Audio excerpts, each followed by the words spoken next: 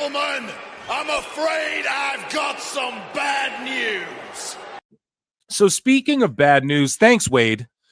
Speaking of bad news, you know, Matt Riddle's caught himself in some hot water recently, and he's been making news for all the wrong reasons, making bad news himself. And I don't know if this is a result of that. I know that this has been built up to for a little while now. I also know that Mads Kruger, a.k.a. Krule, Atrocity Krule, is one of the baddest ass, coolest in pro wrestling, in my opinion. Now, he leads this group in MLW called Contra or whatever. I should know, right? I kind of fell off MLW. I haven't watched their last couple of PLEs or whatever you want to call them on YouTube, including this one. Skipped over it. Should have watched it. MLW Fightland 2025. Go and check that out. I might just throw it on because of this. But if you go back to the early days of PWT, you know, I'm watching early days. We're like 2.5 years old or so. But there, you know, I was watching like Deathmatch, Atrocity, Krule, death matches and stuff, right? And this guy rules. Krule rules. And he beat Matt Riddle for the MLW world title, as he should. And I don't say it much, but this is one of these deathmatch indie dudes where, and it's not just because the mask, but his size as well. And his ability to work, like he could definitely go to WWE and adapt to that style for sure. I know he could. Would he be like a massive star? I don't know. But he would definitely be able to adapt to the style. And yeah, he just rules, and he beat Matt Riddle for the MLW World Heavyweight Championship. And they have a beautiful title there, and good on them for putting the strap on Krule. And yeah, man, we should, I don't know, we'll do, since it's on YouTube, we'll watch that match along on Patreon or something like that. I don't know if the MLW goes hard with the flags. Maybe we'll try it on YouTube, right? We'll try that maybe, okay? And if it doesn't work, then that'll be a Patreon bit. But either way, rest in peace, Ricky Hatton. He passed away. And he had a memorable night on Raw in 2009. He acted as general manager. He wrestled with Chavo Guerrero, and he just knocked him out. Now, speaking of flags, we can't play this, but necessarily. But boom, that knockout blow. The Hitman, R.I.P. And Kevin Owens. I don't know why this is in miscellaneous. Probably should have thrown this into WWE news, but I digress. Kevin Owens, complete with Godzilla on the wall behind him, opened Green Mountain Wrestling show on Sunday night in Bar, Vermont. So he did an indie show. They crowned the first ever Green Mountain champion. Anyone from Green Mountain, holla in chat. And Kevin Owens was there. And I guess he's just like surprised. Hello, everyone. My name is Kevin. I love how he's just like, look at my beard and everything. I'm just not going to get a haircut or shave. And then he calls himself Kevin Steen. My name is Kevin Steen, and you might know me from some wrestling shows I've been on or some wrestling matches I've had. But tonight's not about me. Tonight is about crowning the very first champion in Green Mountain wrestling history, which obviously makes tonight a very big show. And, you know, I wish I could be there in person because I've been keeping up. Well, it's the big. So didn't he show up or no? Look how cute he is. Look how cute KO is, dude. He's like a Furby that grew up. Good guys. I say, hell yeah, man. I hope he recovers and gets well, and good for him. He appeared, what, on the Tron? I don't know. So El Mesias shares a photo with Bad Bunny. That's really cool. And I hope Bad Bunny's knee is doing okay. We covered it. Like, he did that concert and he tweaked his knee when he's doing his little bunny hop. So Jerry the King Lawler issues his first public comments since suffering a stroke. So glad he's doing okay. He had a minor stroke, and he just said, I remember lying in the bed in the hospital, and when people that I knew, like family members, came in and I didn't even recognize them, people kept coming out of nowhere to thank me, to pray for me, and all that means such a great deal to me, and I want to thank them for all that. Okay, Tony Khan, someone better do the right goddamn thing and hook up King and JR for like one thing. They don't even got to call a show or a whole match, but like just something. You know, they should get inducted into the WWE Hall of Fame as a duo. as a pair. Because yes, Cole with JR was good, and JR with Taz was good, and JR with Heyman was good. I just watched it's awesome. I just rewatched all the Invasion stuff, like all the key events, and now the TNA NXT Invasion is about to go down, hopefully with that name. And WWE listens to PWT confirmed. But yeah, like Heyman was great with JR, but I think those two are just the legendary, iconic, should be inducted together. Prestige Wrestling will be going on an indefinite hiatus following their 4 remaining scheduled dates, owner William Quintana announced. And he just said, "This will come to a surprise. I dropped, when I was 16 years old, I dropped out of school to start touring, booking bands, starting businesses. I'm losing the feeling and need to take a break to discover my passion again." October 5th in Portland, he just promotes the shows and says life has twists and turns, and this may be see you later. It may be goodbye. So he's just got to step away, man. And that's what happens. But shout out Prestige Wrestling, a notable indie there. So Linda Hogan accuses the Emmys of political bias after Hulk Hogan tribute snub. So they didn't include Hulk Hogan in the Emmys or whatever.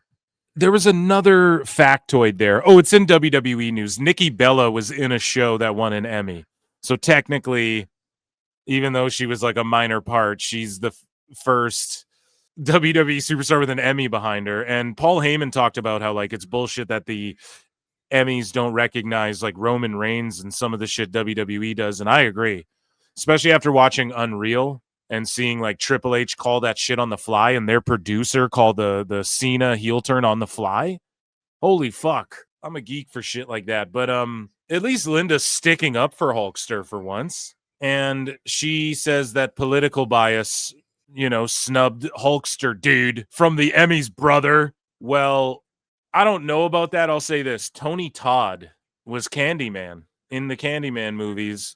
Even the shitty sequels that nobody really watched, he didn't get brought up either. I think there were some other names people brought up. So I don't know. I always defend the wrestlers, but at the same time, like, okay, I mean, what did Hulk do? I mean, he had a reality show. He had some stinker movies. I like, should WWE be recognized? Sure. I don't know if like retroactively do we include then Macho Man should be too or whatever. I don't know. But shout out Hulkster, brother, and shout out Linda, I guess, for fucking not shitting on him for once.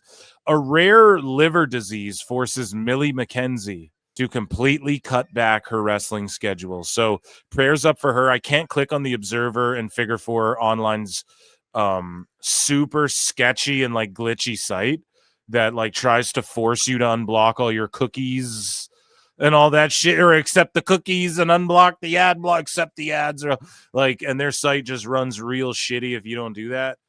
So I'm not even gonna do it, but yeah, just prayers for Millie McKenzie as well. Speaking of prayers, Ric Flair, man, again laying on a bar floor, nothing new. Woo! But he says activated 4-minute plank, and he does a fucking 4-minute plank again in a bar.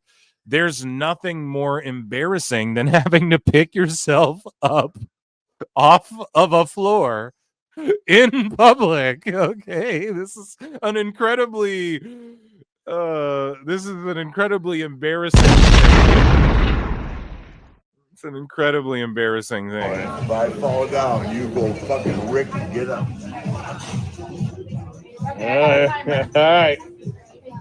And these marks are like, yeah, Rick, do it. I would be like, sir, get up off the floor, please. And thank you. Please don't do this. And he's shoeless. Oh, boy.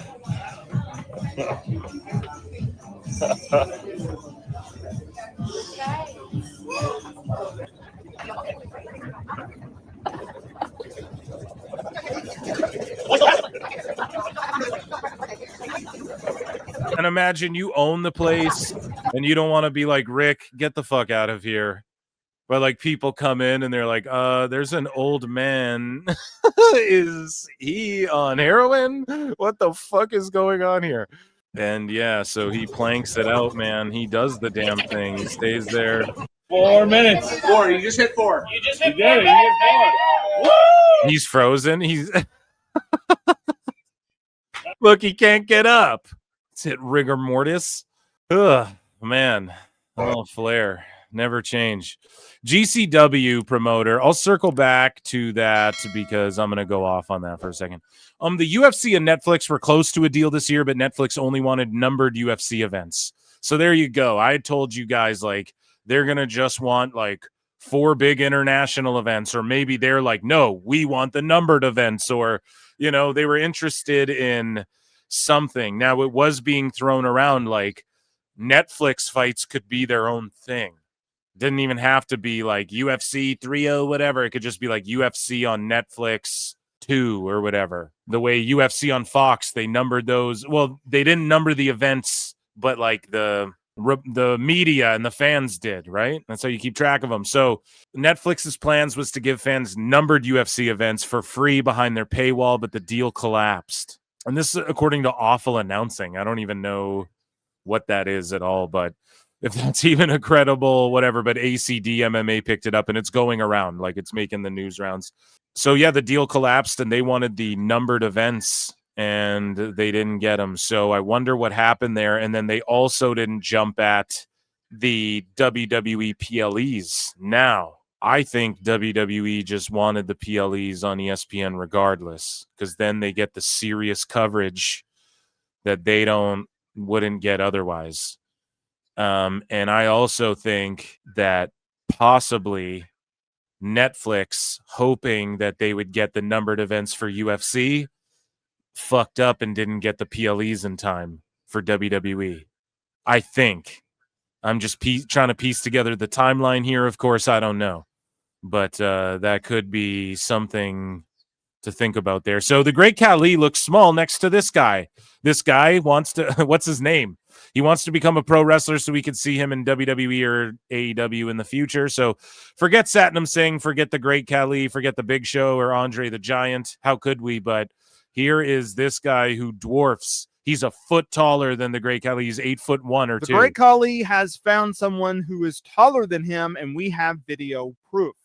There is a 17-year-old Indian teenager named Karan Singh who stands 8 feet. It's just a weird thing to process. It's just a weird image, right? Like I need like a regular dude standing next to Khali now just to show you, or not even like a big, like a 6'4" dude like me, you know, standing next to him, or like fucking Roman Reigns, or like who's The Rock you got to put next to him. Who's someone he wrestled, even Undertaker, put next to Khali to put it in perspective. Because this is just like, you can't even register this really. 2 inches. We need someone get Hornswoggle in there, for God's sake. Is tall, and he recently met Vince is going to launch a Fed with the Saudis with this guy as the world champ. former WWE star and the Great Khali, who is 7 feet 2 inches tall. Think about that. Now, Singh revealed that he is... Yeah, Khali's going to come back and they're going to form a tag team. Yeah. Sometimes called the Greater Khali because of all the social media posts that go around of him. He has even shown some interest in training for a potential pro wrestling career, which would be very, very interesting. Now, longtime fans, they will remember the Great Khali, signed with WWE in 2006, initially given a mega push. He was pushed as a world champion. He feuded with the likes of The Undertaker, John Cena, Batista, and Triple H. Yeah, we know the history, pal. Get these two together. The Punjabi powerhouse. Book it now, or you're fine. Turkey Al Sheikh's like, but sir, I don't know why I call you sir. I own you, Vince. I own you. Greatest event of all time. Punjabi powerhouse. Book it. I tell you what to book. Dude, fucking amazing. Get into wrestling. Speaking of getting into wrestling and giants in the wrestling biz, Braun Strowman is facing his biggest opponent yet, and he's ready for the challenge. Everything on the menu with Braun Strowman is on USA now. Yeah, he had some NBC gigs. So USA, it's a food show. Everything on the menu. Let's watch the trailer for this. USA, don't snipe us. And the way that the promotional material looks, it really appears that, they were banking on this guy still being in WWE when this show came out.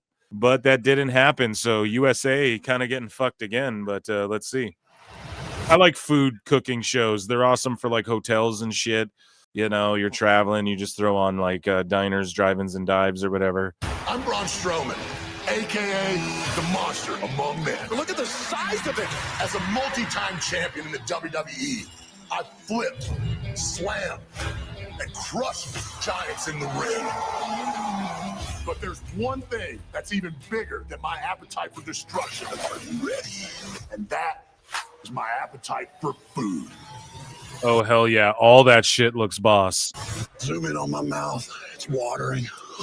It could take a lot to feed this monster. You look like you can eat. I didn't get 300. If the premise of the show, which we're about to learn, but I'm just doing a quick Phil predicts here. The premise of the show is he goes, orders like everything on a menu and has got to try and crush it, or like one page of the menu or whatever, however they work it out. But essentially everything on the menu, and he has to crush it all. That's a fucking awesome premise for a show. 50 pounds by accident. From hidden culinary gems. Wow. If he just eats a dish and goes, oh man, they got the best hot dogs here. Oh yeah. Yeah, they got it. Oh, this is amazing. Wow. If that's all it is, okay. I get it. You like food. We all like food. Why do we care about your palate and blah, blah, blah, right? If the fucking premise of the show is he goes and has to eat the menu, holy shit, is that a great TV show? The hometown legends across the country. I want to try it all. I'm going to go with everything, Yes. everything on the menu. I'm here to learn, and I'm here to eat. This is our house seasoning. I tell her some black pepper and coriander. Getting close. Make sure you're Yeah, dude, look at all that food in front of him. Yes. I want this to stay in my mouth forever. Oh my God. Food talks to your soul. It brings people together. My mom and dad designed our recipe 77 years ago. It's about the experience. Dude, nothing beats a hot glizzy. Pause. But seriously. Get out. Try something new. Yeah, hell yeah, man. I'm going to check this show out 100%. I'm in on that one. I don't know about you, chat. So speaking of all in or all out, I don't fucking know. Listen, WWE WrestleMania 43 will be in Saudi.